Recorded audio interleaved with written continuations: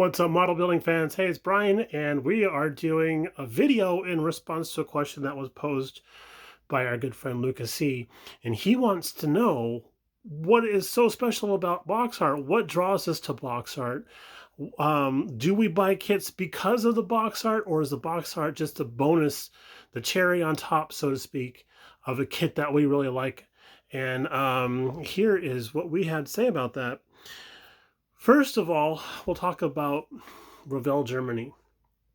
Yeah, I know they get a lot of, we bag on them a lot because the way they have their stuff boxed and everything like that, but it doesn't matter. Basically, what kit you look at that's Revell Germany, it's going to have some pretty cool looking box art. I mean, this looks like something right off of a video game cartridge. I'm showing my age, of course, but I mean, these are all beautiful artistic renderings of the actual cars or models themselves. And I mean, that's just super eye-catching. This one is the most recent Jaguar. It's upside down. Why did I put it out there? There we go. But yeah, I mean, this one's it's a beautiful artistic rendering of the actual car. We can see that it's kind of driving. The wheels are a little bit blurred. People are having a good time. They're obviously on vacation in the south of France, I suspect. I don't know.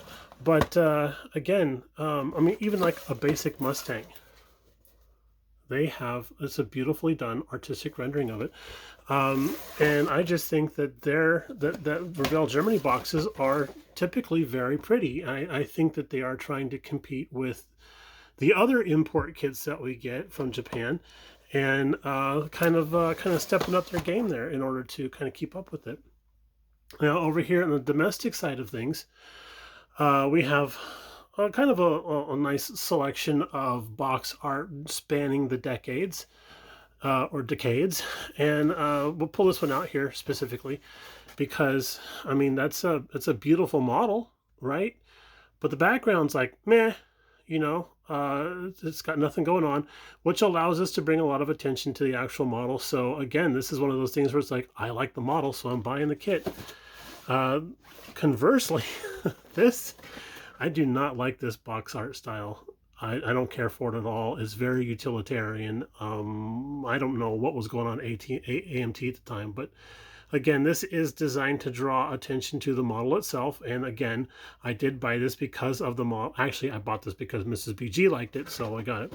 But like the 66 Nova here, I saw that at the store. I'm like, I actually walked past it until I saw this another kit on the shelf that had this side displayed, the stock version, and I thought, oh, I can build it like that. Oh, okay, now I'm interested. So I went ahead and picked it up. This Jaguar XJ220, which actually, as a matter of fact, was a gift to us by Woody. But that's actually a picture of the real car that's been retouched. I don't mind when they do that. I think that's kind of cool. But again, it's got that plain Jane background going on there, so it's a lot of attention brought to the car. That was a very kind gift from Woody, by the way. Woody's Models. Thomas Flyer, favorite kit of mine. Nothing going on again, just the actual car itself. I should say, actual model itself. Historically accurate? Probably not, but still very, very nice model. We got some of these retro kits down here that are kind of like the Nova kit that we just showed you, and I think we're probably all familiar with these guys right here. But again, the vintage boxing and stuff is kind of fun because of how they do call outs about the speed parts and the additional custom stuff and all that kind of stuff. It's kind of fun to read that, how they would do their salesmanship on stuff. Down below we have the Tamiya stuff, and Tamiya can be kind of a crapshoot when it comes to actual box art. I'm a little dark here, aren't I? There we go. All right. So I'm not exactly certain what Tamiya decides to put in a black box. Maybe it's a particular level of kit that they're putting in a black box. I'm not sure. Maybe it's just like a thing where like, oh, this will look great in a black box, everything. But most of the kits that I have are of just an artistic rendering with a white background.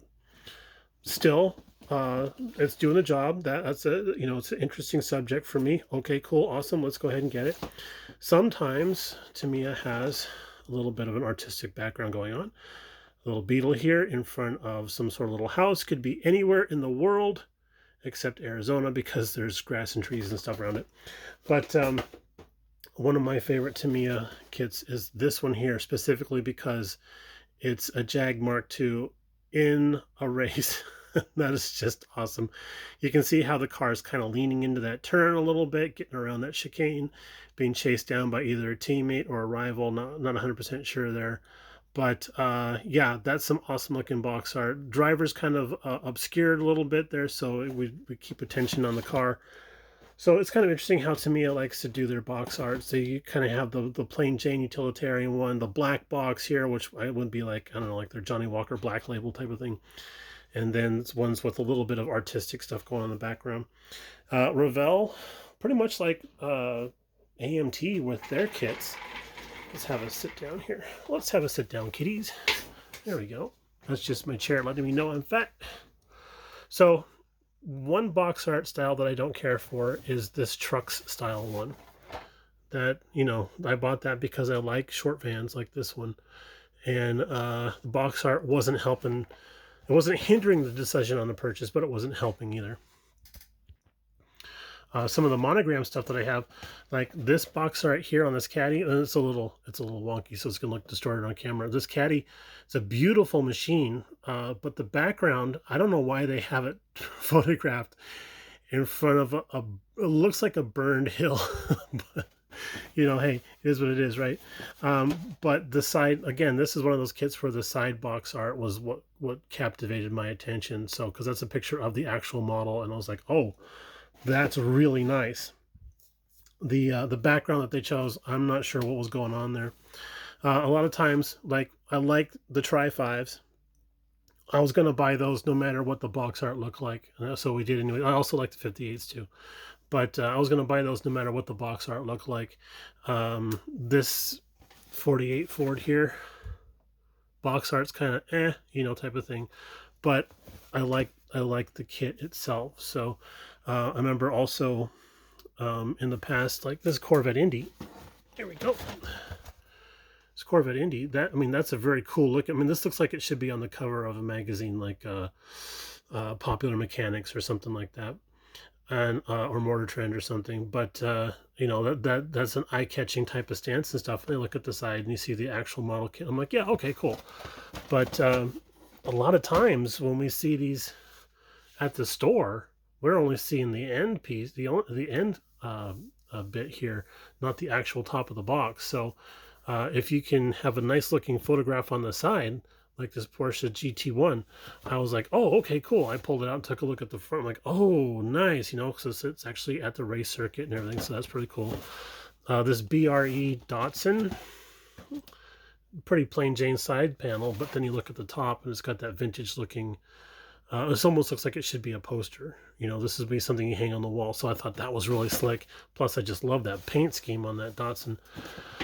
But yeah, for most of the domestic kits and stuff, it's kind of hit or miss for me when it comes to box art. Sometimes something helps out, and sometimes it's just like, meh, it's a picture of the model or whatever. The one that gets me though, let's dig this guy out. The one that gets me is this one. It's a picture of the actual model kit. But what the artist has done is blurred the wheels to make them look like they're rolling and stuck in some sort of driver figure. It's just not working for me. I was going to buy this regardless because I love this type of Corvette. The box art was, again, not helping or hindering me at all. But I was like, this is just an odd choice. Okay, whatever, type of thing. So, on we went. Over at the desk, we'll show you what we got over there. So in the past, I've talked about this particular box art for this Corvair kit, and this one I purchased because of nostalgia. I've got the kit because I needed a Corvair kit for upcoming project that I have planned, but I remember this box from my days as being a kid when my dad, he had a small model car stash for a while. I remember seeing this in there and just being intrigued by the box art and falling in love with it. So one of these days when I build it, this actual box will be saved, kind of like as a, I don't know, memento type of thing to childhood, I guess.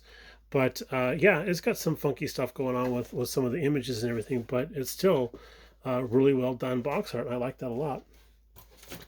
This one, of all the domestic kits I have, I think this guy here is my most favorite of them all, because it's a painting of a 55 Nomad launching off the start line, and it's obviously at a nighttime drag race, which is really cool. I mean, usually we see stuff in the daytime drag races and stuff, but nighttime drag race, we see some flames coming out of the exhaust. The wheels are off the ground on the front.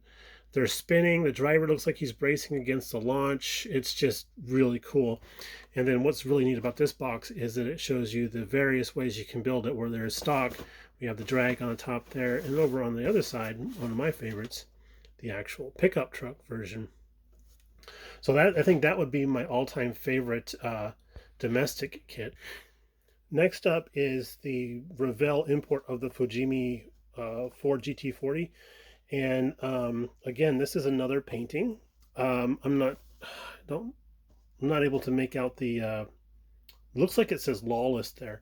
I'm not sure if this is the artist's name, but again, the car has like some dynamic qualities to it. It looks like it's going 100 miles an hour with the blurred background and everything, even though the wheels aren't spinning. But it's still got some nice detail for being a painting and stuff, and it really sells what's going to be in the box. So that you know, that's an eye-catching type of thing. I love GT40s nonetheless, and probably would have bought that kit no matter what the box art looked like. But you know, it is what it is. This guy, I like Porsches, of course, but what's kind of funny about this is a picture of the actual car that's been superimposed over kind of like a nondescript background, and they've even had to go and do some fixing on the windows here, because it kind of looks more like the Gran Turismo type of car. I keep referring to that game. Forza, I guess, is another game, a popular game, but I mean, I haven't played video games in a long time. But I remember the windscreens being kind of like this, so you couldn't see inside the car or a driver and like that. And I think it's kind of interesting that they did this type of artistic deal with this, where they put the car in a neutral background and stuff. But again, it's kind of sad that it's only just that image on all the box art, but it's still really eye-catching. And then we have rally cars, and if you're going to sell me a rally car, the rally car needs to be like in motion on the box art. You know, this is an artistic rendering, I believe, and with all the dust and everything being kicked up and the rooster tails, and it's leaning hard into a turn, and it's just, you know, a lot going on. Really eye-catching. I love this the subject itself, but yeah, the dynamic qualities of what's going on here just really really eye-pleasing, I guess is a good way to say that. Again, another rally car. This is the Africa Rally, and I don't think I would have bought this kit if it wasn't for this box art, because this is really telling a story about what this little guy can do. After getting it home and opening it up and taking a look at it and everything, I was like, okay, I was solid in my choice. But I mean, it's a little sedan, a little four-door sedan that's just out there kicking butt at the rallies. So, I mean, it was the winner for 1970. So, and then this guy, this Mitsubishi one here, this thing is just kicking butt. Look at that. The front wheels are off the ground, so it's mid-leap, coming out of a dust cloud.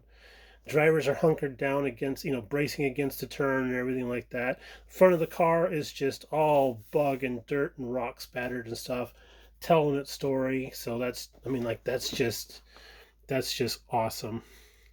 But the best and most favorite box art that I have in the stash is this one right here, the Fujimi 917 kit. I'm gonna put that guy right there, because not only is this a beautiful car, but it's also taken at the actual racetrack itself. But look at the front end of the car here. Let's see if we can get some of this glare off of it.